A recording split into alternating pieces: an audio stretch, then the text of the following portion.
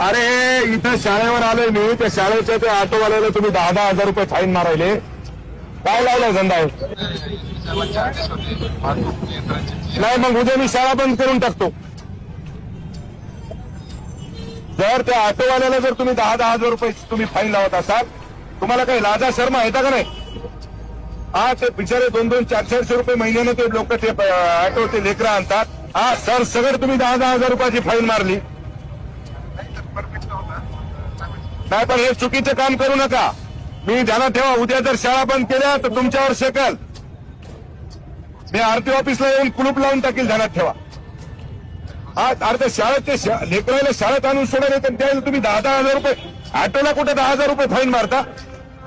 काय करायचं ते करा. ते कशी फाईन कॅन्सल झाली पाहिजे ती झाली पाहिजे, नाही तर मी आरटी ऑफिसला येलो.